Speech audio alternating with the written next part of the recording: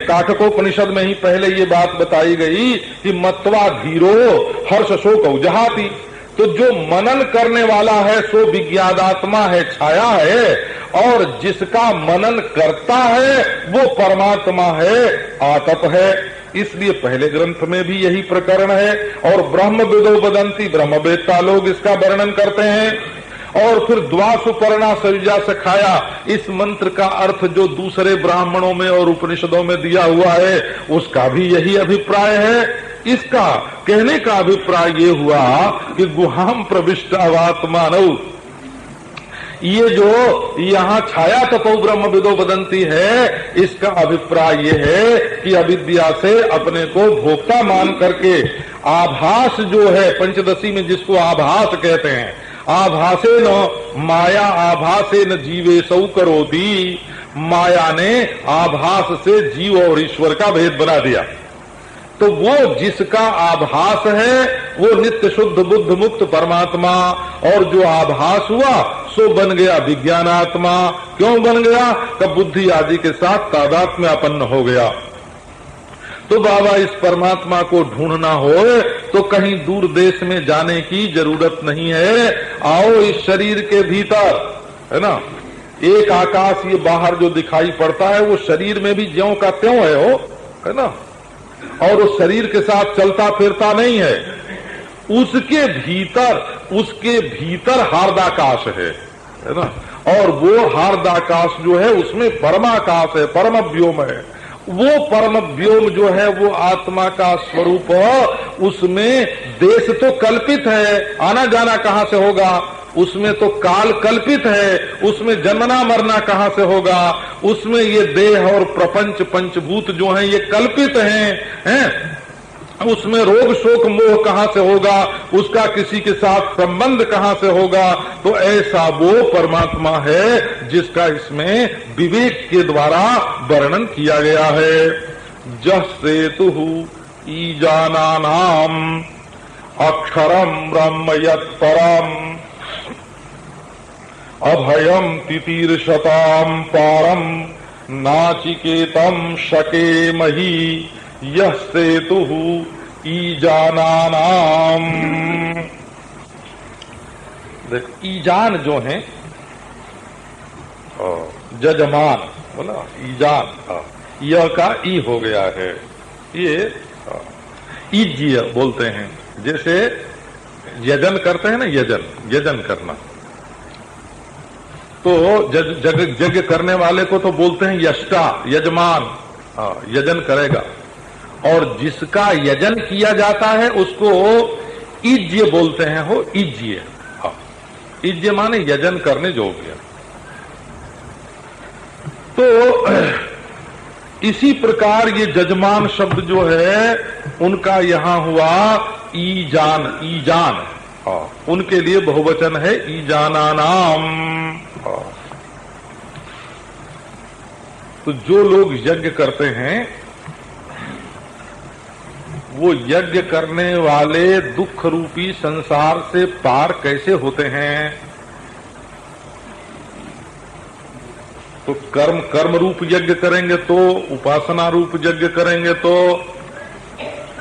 योग रूप यज्ञ करेंगे तो, और ज्ञान रूप यज्ञ करेंगे तो, है ना, वो यज्ञ करके किसके सहारे अपने गंतव्य को प्राप्त करेंगे, अपने फल को प्राप्त करेंगे?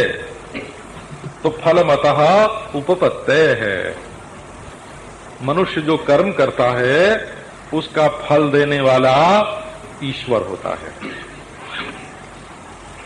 ये बहुत लोग ऐसा मानते हैं कि मनुष्य जब कर्म करता है तो उसके कर्म से ही एक ऐसी शक्ति पैदा होती है जो पहले नहीं थी, और वो शक्ति कर्ता के अंतःकरण में बीज रूप से बैठ जाती है। उसको कोई अपूर्व बोलते हैं, उसको कोई अदृष्ट बोलते हैं।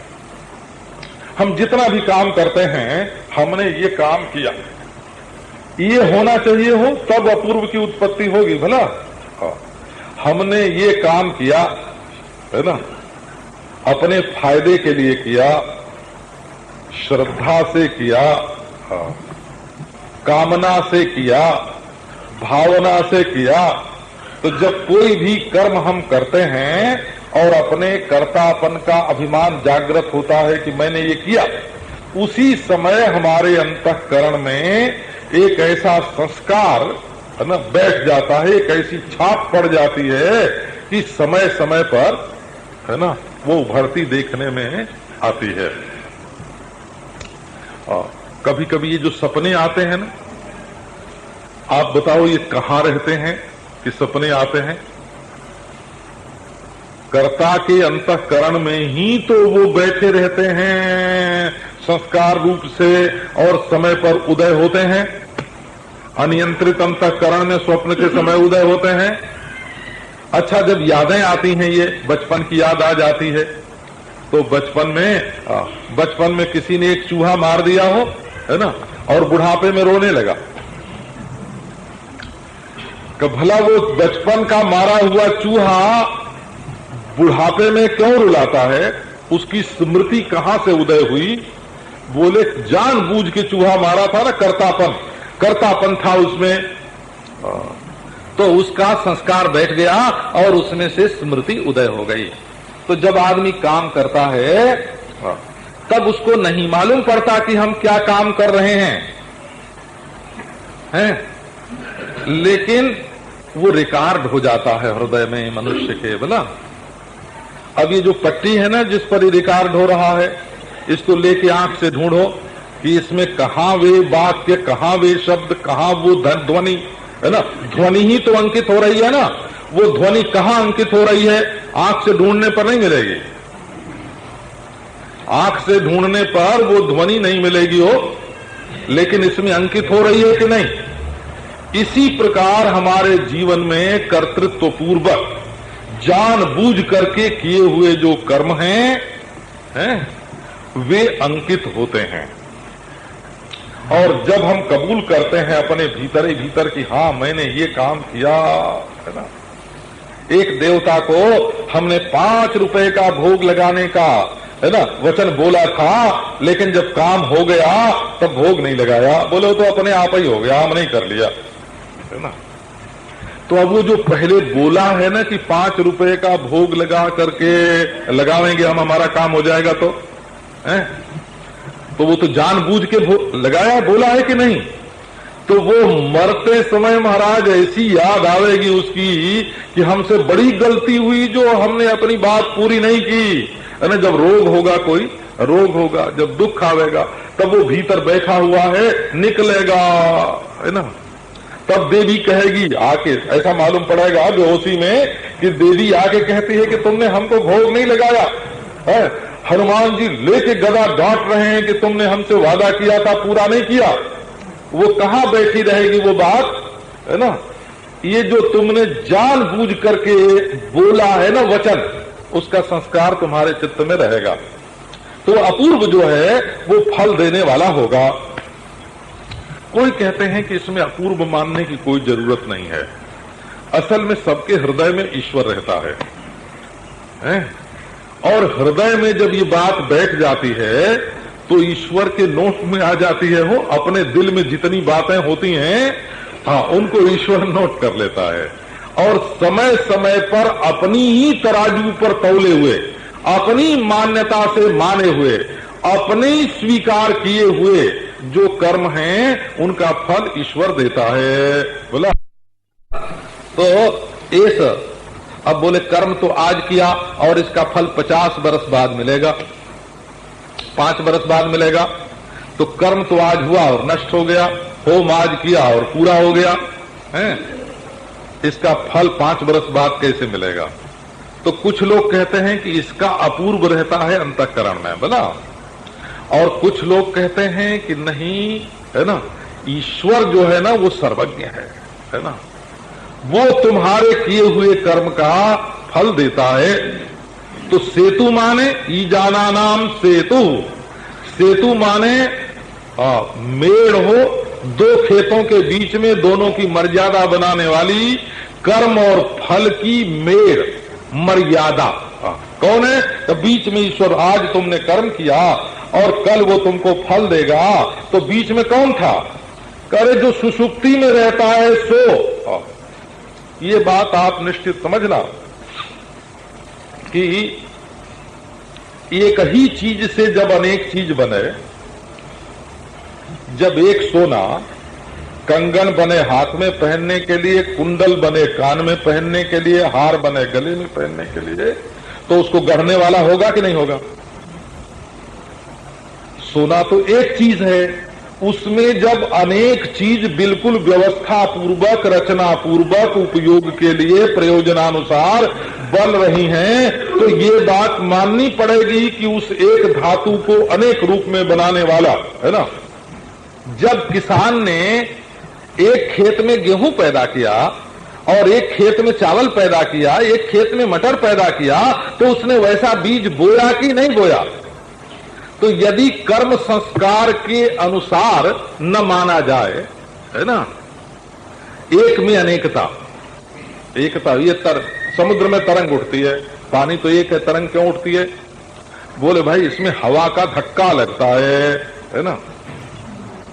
कि इसमें कोई आकर्षण है जो खींचता है, कोई विकर्षण है जो फेंकता है।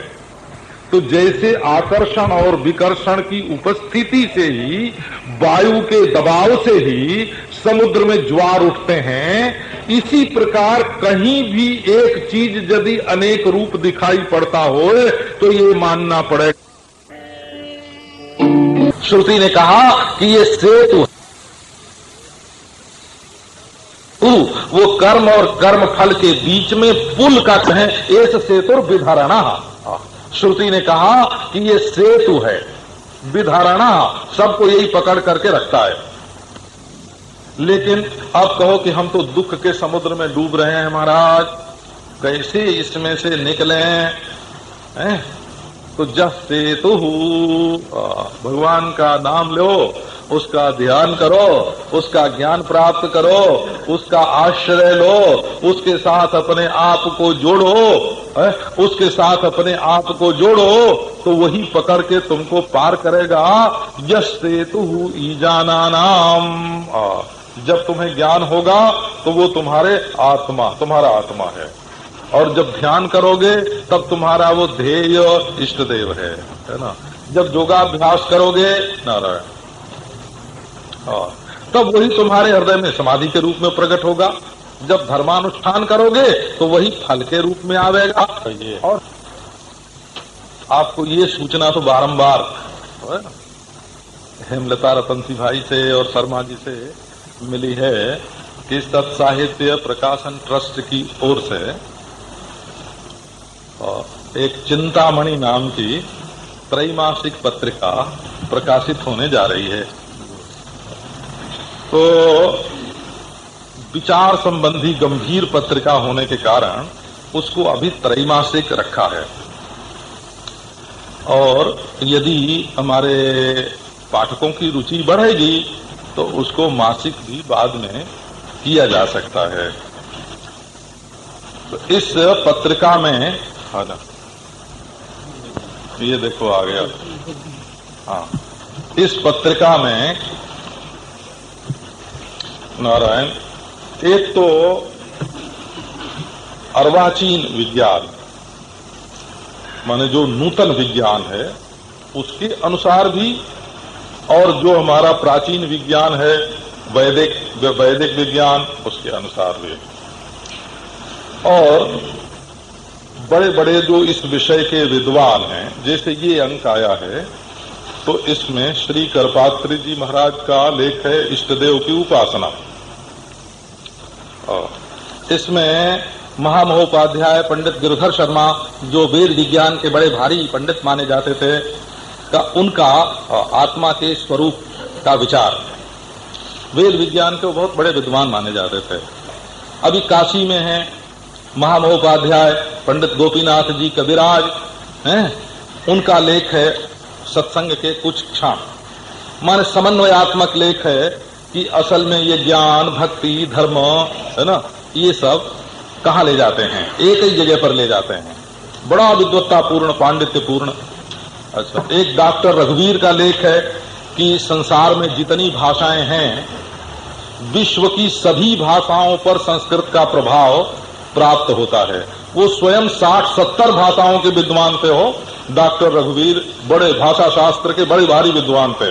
तो उन्होंने, उनका ये लेख है कि संसार में एक विज्ञान संबंधी लेख है कि जहां इंद्रियां नहीं पहुंचती हैं उसका ज्ञान, है ना, ये वैज्ञानिक आधुनिक विज्ञान के अनुसार रूस में जो अनुसंधान हो रहे हैं उसके अनुसार ये लेख है कि जहां हमारी इंद्रियां नहीं पहुंचती हैं उस वस्तु का ज्ञान भी होना शक्य है। और वो कैसे होता है ना, 200 मील दूर बैठ के भी वो आंख बंद करके बता देते हैं कि अमुक काम हो रहा है, इसका अनुसंधान कर रहे हैं। तो एक छोटा सा स्वामी राम तीर्थ का लेख है, स्वामी विवेकानंद का भी है, अंग्रेजी में बोला, और एक हमारे लेख का अंग्रेजी अनुवाद है। वो लेख अभी हिंदी में प्रकाशित नहीं हुआ, कल्याण में भी नहीं प्रकाशित हुआ, अंग्रेजी में ही प्रकाशित हुआ है पहले कभी, तो उसका अनुवाद है। इसके सिवाय गंगा शंकर मिश्र काशी के बड़े अनुसंधित्सु हैं, है ना, उनका लेख है वैदिक संस्कृति पर। और श्री उड़िया बाबा जी महाराज के उपदेश हैं। श्री हरि बाबा जी महाराज का संकीर्तन है, संकीर्तन के संबंध में उनका कोई चमत्कार है। और इस तरह से हमारा भी इसमें कई प्रवचन में से कुछ लिया हुआ है। और हमारे संबंध में एक संस्मरण है, संस्मरण बड़ा मजेदार है, वो है ना। वो क्या है मजेदार, एक हमारे स्वामी सनातन देव जी महाराज हैं, पहले उनका नाम मुनिलाल जी था। ये गीता प्रेस से जो उपनिषदें निकली है ना, इनका अनुवाद उन्होंने ही किया है, विष्णु पुराण का और भी अनेक ग्रंथों का किया है। तो 30 वर्ष के हमारे साथी हैं, परंतु वो जरा उनका जो चित्त है ना वो शक्तिपात की ओर ज्यादा झुकता, और हमारा समझो कि वेदांत का जो अपरोक्ष साक्षात अपरोक्ष विज्ञान है इधर ज्यादा झुकता। तो हम लोग रहते तो साथ ही साथ, तो कभी कभी हम लोग हंसी खेल कर लेते थे, है ना। कभी उनके लिए लड्डू खाने को रखा है, हमने चुरा के खा लिया, तो है ना। तो पहले सन्यासी होने से पहले हम भी सन्यासी नहीं थे, वो भी सन्यासी नहीं थे।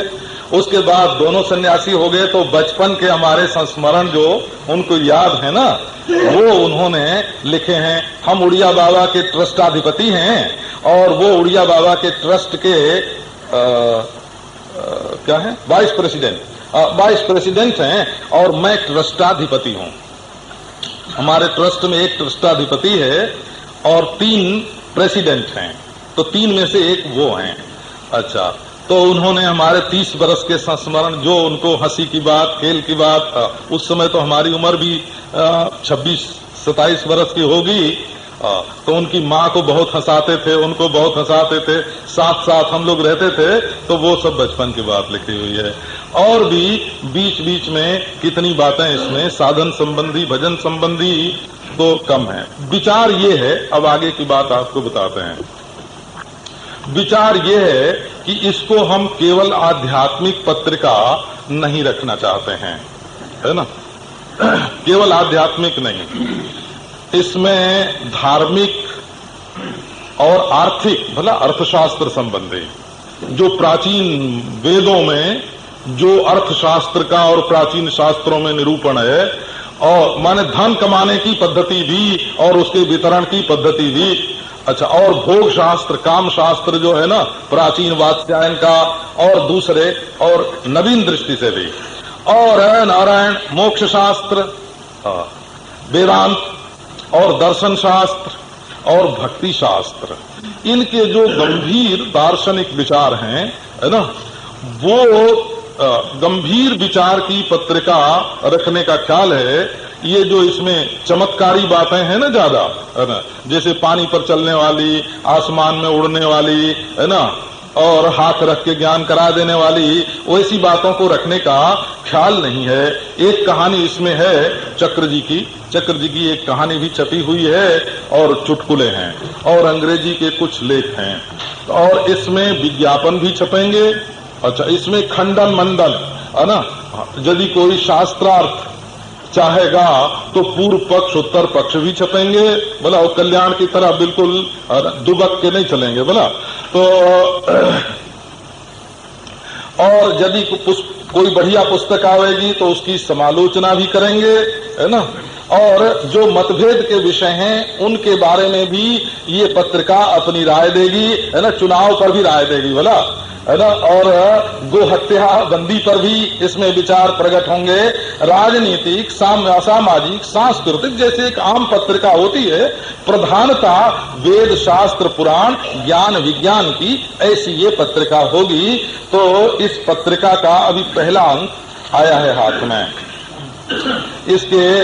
अच्छा, अब हेमलता रतनसी भाई, ये हेमलता है ना, ये प्रार्थना करेंगी कि उद्घाटन करो, और इसके प्रेसिडेंट हमारे ट्रस्ट के है ना, हमारे ट्रस्ट के प्रेसिडेंट कौन है, श्री हरकिशन दास जी अग्रवाल। ये जब प्रार्थना करेंगे तब हम ये उद्घाटन करेंगे। ये तो इसका परिचय बताया आपको। पूज्य अनंत श्री विभूषण स्वामी जी महाराज, माताओं तथा भाइयों, जैसा कि इस पुस्तक का नाम है चिंतामणि, तो ये चिंता को हरने वाली है और चिंतन कराने वाली, चिंता से चिंतन की ओर ले जाने वाली ये चिंतामणि, तत्व चिंतामणि। आपने पुस्तक पढ़ा होगा ना, देखा होगा। तो भाई आजकल के लोगों को जो है ना सभी प्रकार का ज्ञान जो है वो जो करवाना आवश्यक है, इसलिए सभी प्रकार की बातें यहाँ पर आएंगी, दर्शन शास्त्र की और दूसरी बातें भी, तो ताकि लोगों की रुचि बनी रहे और वो उनके साथ साथ वो आध्यात्मिकवाद का प्रतिपादन कर सके। तो इसलिए ये जो है वो त्रैमासिक पत्रिका जो निकली है ये बहुत ही सुंदर, और इसके जो लेख देने वाले बिल्कुल चुने हुए आदमी, क्योंकि बात यह है ना कि स्वामी जी का संपर्क बड़े विद्वानों से है ना, और दुनिया भर के विद्वान स्वामी जी से परिचित हैं, इसलिए जिस किसी विद्वान को भी कहेंगे लेख लिखने के लिए तो वो लिख करके बड़ी कोशिश देगा। इसलिए बड़ी ही उच्च कोटि की सामग्री इस चिंतामणि में आएगी। और अभी इसको जैसा कि स्वामी जी महाराज ने बताया कि 3-3 महीने से इसको छापेंगे, और आगे चलकर के जैसे इसकी डिमांड बढ़ जाएगी और लोगों की रुचि बढ़ेगी, इसको मासिक पत्र बना देंगे। तो ऐसे पत्रों का निकलना आजकल के युग के अंदर एक परम आवश्यक चीज़ है। कारण ये है कि लोगों से संपर्क रखना, लोग तो बहुत बिखरे हुए हैं ना, कोई कहीं कोई कहीं कोई कहीं। मुझे अभी बात ध्यान में आती है कि मनन के अंदर हम लोगों ने वो जो फॉर्म भेजे लोगों के पास सही कराने के लिए, तो उसका ये हुआ कि वो जो सैकड़ों की वो तादाद के अंदर लोगों के पास सही होकर के वो फॉर्म आए, जिस किसी को मिले, तो मतलब ये है कि लोगों की रुचि इस काम के अंदर इतनी है। तो इसलिए ये आध्यात्मिकवाद जो पत्रिका है जिसमें निकलेगी, इसमें आध्यात्मिकता का प्रचार होता है, और खास खास बातें जो चुनी हुई हैं वो जो कि यहाँ इधर उधर बिखरी होती हैं, वो संगठित रूप से पत्रिका में आ जाती हैं, और वो आगे के लिए एक किस्म का रिकॉर्ड कायम हो जाता है। तो मैं परम पूज्य श्री स्वामी जी महाराज से प्रार्थना करता हूँ तो भाई ज्ञान का तो कभी उद्घाटन होता ही नहीं है, ज्ञान तो सबका उद्घाटन करता है, लेकिन फिर भी व्यवहारिक दृष्टि से मैं स्वामी जी महाराज से प्रार्थना करता हूँ कि इसका उद्घाटन करें ताकि लोगों को लाभ हो सके। और ये हेमलता बहन से प्रार्थना करता हूँ, कुछ शब्दों को बोलेंगे। स्वामी जी महाराज की कृपा से आज सत्साहित्य प्रकाशन ट्रस्ट के लिए एक नया दिन, धनतेरस के शुभ दिन को एक नया दिन हमारे लिए आज प्रारंभ हुआ है। सत्साहित्य प्रकाशन ट्रस्ट हमारे स्वामी जी महाराज की कृपा से 28 पुस्तक आप सबको विदित है छाप चुका है। एक योजना ऐसी भी बीच में आई कि हम लोग ऐसा कुछ मासिक पत्र निकालें, अभी त्रैमासिक तुम्हारा श्री कृपा से आपके हाथ में आज ही नहीं आता है। इसमें हम लोग मेंबरशिप की योजना है, इसका वार्षिक मेंबरशिप ₹4 है, और साल में 4 पुस्तकें बराबर ठीक निकल के आपको मिलेंगी। थोड़े से मेंबर हमारे अभी हो गए हैं जिनको फॉर्म्स दिए गए थे भारतीय विद्याभवन में, और आज यहाँ भी मेंबरशिप के लिए हमारे सूर्य प्रकाश भाई, अरविंद भाई अपने बाहर बैठे हुए हैं। जिसके पास मेंबरशिप जो हो गए हैं लोग और उनके पास उनकी स्लिप है, एक कूपन उसमें फॉर्म में थी, जिसके पास आपके पास अगर जो साथ में स्लिप है तो आप जरूर यहाँ से आपके पुस्तक ले सकते हैं। अगर आज साथ में आप मेंबर हो चुके हैं और आपके साथ में भी वो स्लिप नहीं हो गए, घर पे हो गए, तो आज शाम को भवन पे या कल से रोज यहाँ सवेरे ये पुस्तक आपको यहीं मिलेगी। नए मेंबर की बात, जिसको नए मेंबर होना हो कृपया आप या नए मेंबर हो सकते हैं, वो योजना भी हमारी है। वैसी सिंगल कॉपी की ₹1.25 इसकी कीमत है। इसका अभी जो दूसरा अंक निकलेगा वो जनवरी में उसकी योजना हो रही है। इसमें विज्ञापन छापे हुए वो आपको आप देख सकेंगे। विज्ञापन के लिए भी आपकी जिसकी इच्छा हो गई तो इसमें तो ये अच्छी बात है, ट्रस्ट को सहयोग मिलता है और लोगों को ये चीज अच्छी हाथ में आती है। जिसको भी विज्ञापन देना हो वो कृपया आप विज्ञापन के भी जो भाव वगैरह होते हैं उनका आज तो अभी नहीं रखे हुए, कल सवेरे से मैं रख सकती हूँ। जिसको भी कुछ इच्छा हो विज्ञापन में देने की आप दे सकते हैं और अधिक से अधिक इसके मेंबर हो गए। ये पहला ये अंक है तो अभी तो ये अपने बम्बई के मेंबरों को अभी हाथ में मिल जाएगा, पर दूसरा जब आएगा तब सबको पोस्ट में मिलने वाला है। सब अंक पोस्ट होकर मिलेंगे क्योंकि इसकी व्यवस्था रहनी चाहिए और पोस्ट में मिलने से ज्यादा मैं सोचती हूँ व्यवस्था रहेगी। नंबर आपका ठीक हमारे पास रहेगा तो आपका मेंबरशिप नंबर ये है और आपको सबको पोस्ट से मिलेंगे। ये शक्ति है बनारस में और उसके लिए श्री विश्वम्बर नाथ जी ने बड़ा इसके लिए प्रयास किया है। आज हमारा कर्तव्य है सत्साई का प्रकाशन ट्रस्ट की ओर से मैं विश्वम्बर जी का आज बहुत बहुत आभार मानती हूँ। उन्होंने लगातार मेहनत करके ये बराबर हमें धनतेरस के अगले दिन कल 12 से पहुँच जाए इसका बहुत बहुत प्रयास किया है और उसके लिए मैं स्वामी जी महाराज के चरणों में प्रणाम करके विश्वम्भर जी को मैं बहुत बहुत सत्साई के प्रकाशन ट्रस्ट की ओर से धन्यवाद करती हूँ।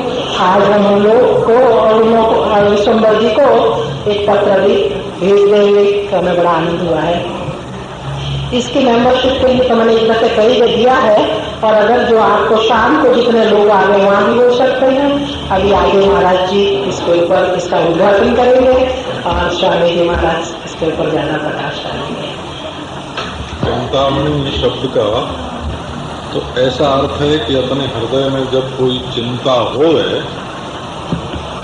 तो उसको ये मिटा दे। मनुष्य के जीवन में कई तरह की समस्या आती हैं, कई तरह के दुख आते हैं, कई तरह की चिंता आती है?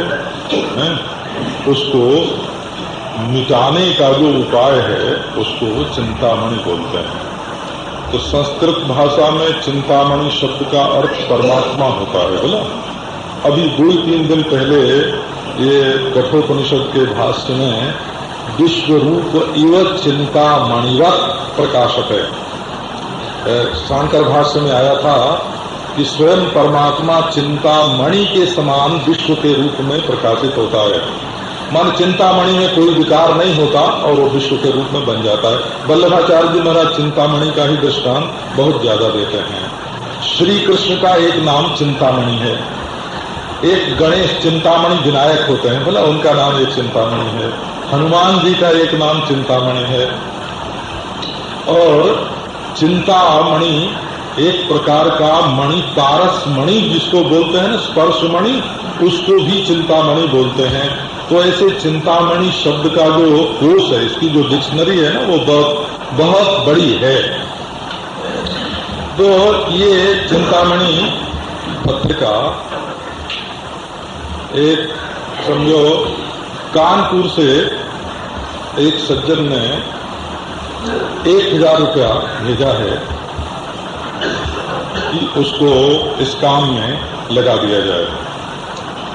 तो इस काम में उसको 2 तरह से लगा सकते हैं, या तो एक प्रति चिंतामणि की, बंबई से बाहर हो, बंबई के लोगों को मुफ्त में देने का नहीं है ना क्योंकि बंबई के बाहर तो ज्यादा गरीब रहते हैं, बंबई के लोग तो बड़े धनी हैं।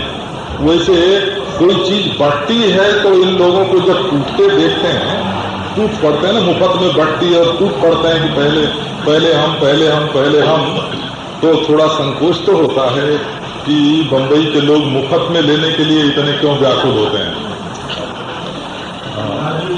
हाँ हाँ, लाइब्रेरियों में हाँ, और भी जो संपन्न पुरुष हैं और दूसरे हैं, समालोचक हैं, लेखक हैं, साधुओं के आश्रम हैं, है ना, उनको उससे एक एक प्रति चाहे तो पहले ही अंक की सब जगह भेज दी जाए, जैसे नमूने के रूप में है 1000 प्रति भेज दी जाए, या तो 250 ग्राहक साल भर के लिए बना दिए जाएं।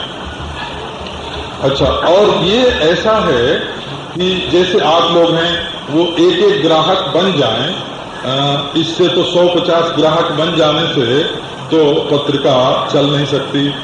इसके लिए तो अपने पांव पर खड़े होने के लिए कम से कम 5000 ग्राहक, है ना, होमे तब ये पत्रिका अपने आप चल सकती है, नहीं तो बाहर से पैसा डाल के चलती है। तो जिनके संस्थान है ना, जिनके कारखाने हैं, है ना, जिनके जगह जगह पर ऑफिस हैं, ब्रांच हैं, दुकानें हैं, है ना, उनको वहां देश में विदेश में इसको भेजना चाहिए, वहां का पता देना चाहिए, वहां आकी लिस्ट बनानी चाहिए। हम तो देखते हैं महाराज, ये कल्याण के बड़े बड़े विशेषांक आते हैं ना, तो आके एक बार लोग चित्र देख के और अलमारियों में उसको रख देते हैं।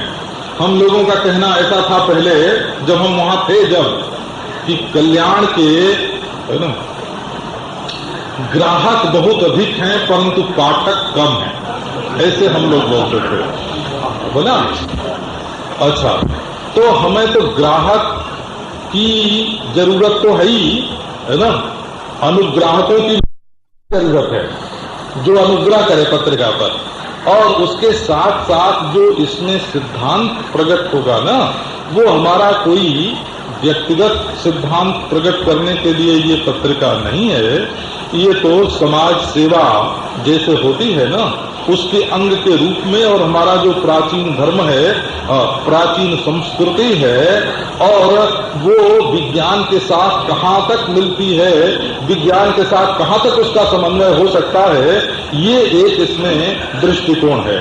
और हमारे आध्यात्मिक जो पत्रिकाएं हैं वो भक्ति के बारे में, ज्ञान के बारे में तो प्राचीन शास्त्रों का दृष्टिकोण बताती भी हैं, परंतु अर्थ के संबंध में, धर्म के संबंध में, है ना, काम के संबंध में जो हमारे प्राचीन दृष्टिकोण हैं, उनको हमारी आध्यात्मिक पत्रिकाएं आजकल प्रकट नहीं करती हैं। इसका कारण क्या है कि इनका नेतृत्व तो साधुओं के ही हाथ में है ना, तो धर्म केवल सन्यासी धर्म ही धर्म नहीं होता, या केवल भक्ति धर्म ही धर्म नहीं होता।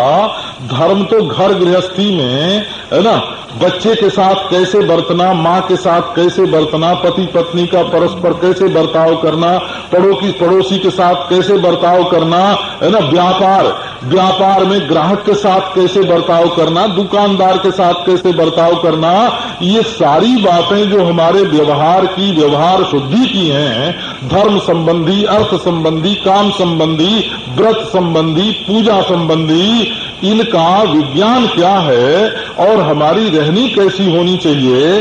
और उसी संबंध में अभी देखो, हम आपको बता सकते हैं कि भारतवर्ष में आदिवासियों में विवाह की प्रथा कैसी है ना।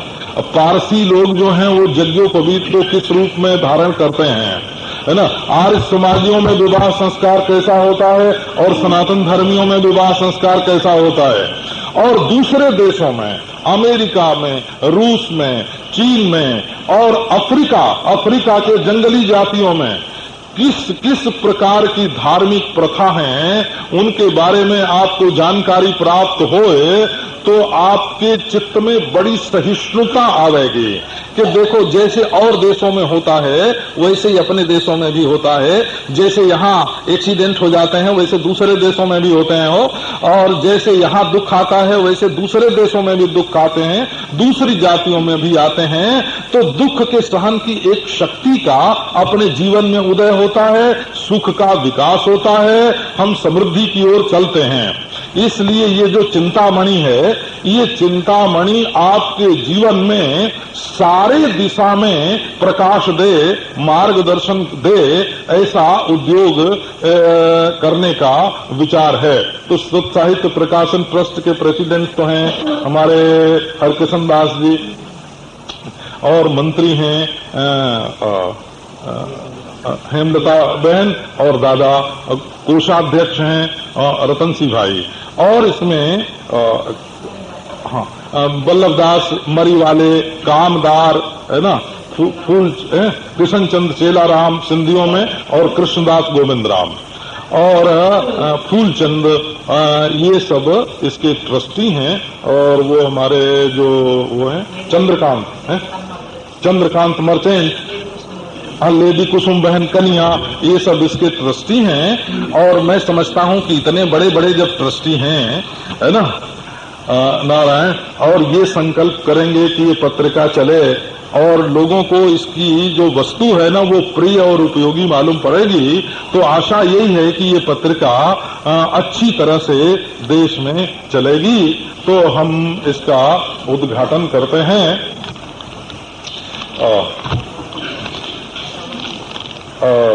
ये अच्छा, ये तो उद्घाटन आशीर्वाद देंगे, ये चीज जरा। हाँ, पत्रिका को आशीर्वाद देंगे आप। हाँ, अपने लिए थोड़ी आशीर्वाद मांगेंगे, पत्रिका को भी आशीर्वाद में ये संकल्प करता हूँ, जगदीश्वर से प्रार्थना करता हूँ कि 5000 तो संख्या महाराज जी ने बहुत थोड़ी करी। कल्याण की 1.5 लाख प्रति निकलती है महाराज। रिवर्स डायजेस्टिक अंग्रेजी में मासिक पत्र निकलता है, उसकी 2.5 करोड़ प्रति हर महीने चलती है। ये तो इस देश की नवाज़ क्या बात है कि लोगों को कुछ पढ़ने लिखने का शौक कम है। तो मैं आशा करता हूं कि बहुत शीघ्र 10-15 हजार कॉपी बम्बई में ही वितरित होने लगेंगी, और ये धर्म अर्थ काम मोक्ष हमारे जो चारों पुरुषार्थ हैं उनकी पूर्ति करेगा। ऐसी शुभ कामना और बड़ी शुभ भावना सद्भावना के साथ साथ मैं इस पत्र के लिए ईश्वर से प्रार्थना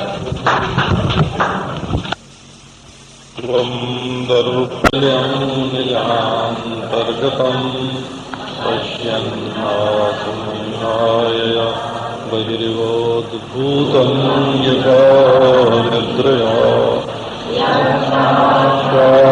गुरुते प्रबोधसमये स्वात्मानमेवाद्वयम् तस्मै श्रीगुरुवे नमः श्रीदक्षिणामूर्तये। ॐ शान्ति शान्ति शान्ति। ॐ सहनावतु सहनौ भुनक्तु सह वीर्यं करवावहै तेजस्विनावधीतमस्तु मा विद्विषावहै। ॐ शान्ति।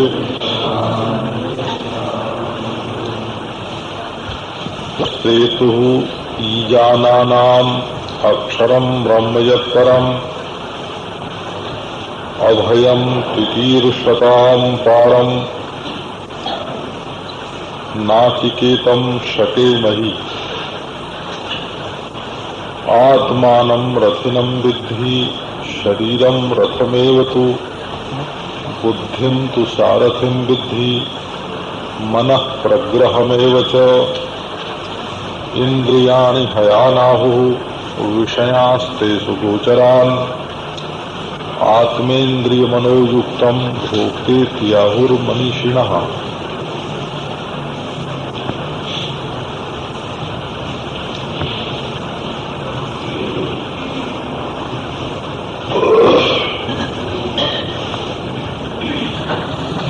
इस मंत्र में ये बात कहते हैं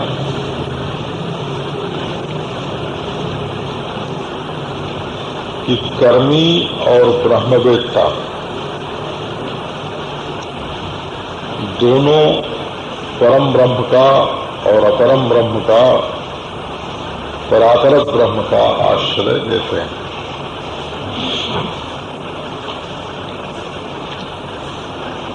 एक है कर्मियों का आश्रय और एक है ब्रह्मवेत्ताओं का।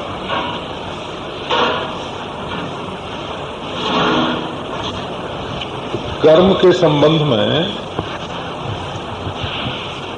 ऐसा समझना चाहिए कि एक तो होता है निषिद्ध कर्म,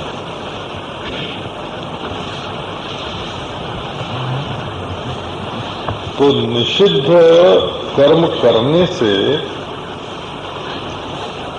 मनुष्य का पतन होता है।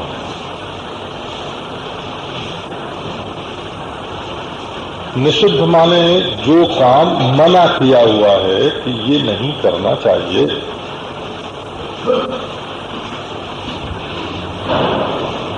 क्योंकि जब समाज से निषिद्ध, शास्त्र से निषिद्ध, लोकहित की दृष्टि से निषिद्ध कर्म हम करेंगे तो कभी न कभी हमारे चित्त में ग्लानि आवेगी ही आवेगी कि हमने बुरा काम किया।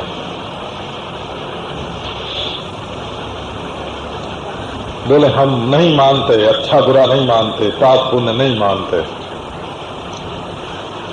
तो ये बात तुम तभी तक कहते हो जब तक तुम्हारे अहंकार में लौकिकता की पुट है, बल है।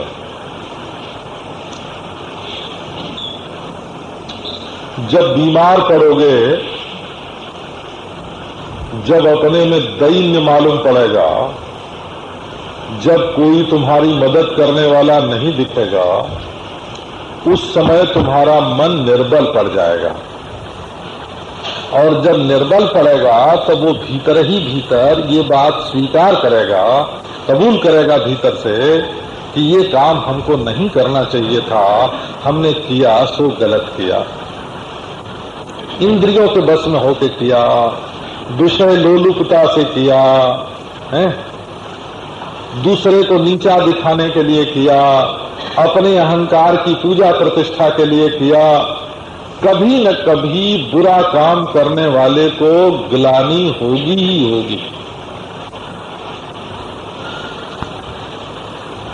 भले 6 महीने पहले तुमने दूसरे को हानि पहुंचाई हो और फिर सिर में दर्द होए ना, और जल्दी डॉक्टर की दवा से अच्छा न हो, तो ख्याल आ जाएगा कि हमने बुरा काम किया था, देखो आज हमारे सिर में दर्द हो रहा है।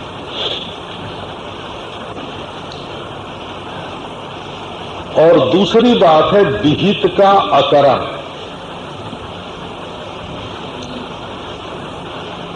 उल्लंघन। विहित है कि प्रत्येक मनुष्य को सत्य बोलना चाहिए। तो सत्य बोलना विधान नहीं है, कम से कम झूठ नहीं बोलना चाहिए, ये विधान है बोला।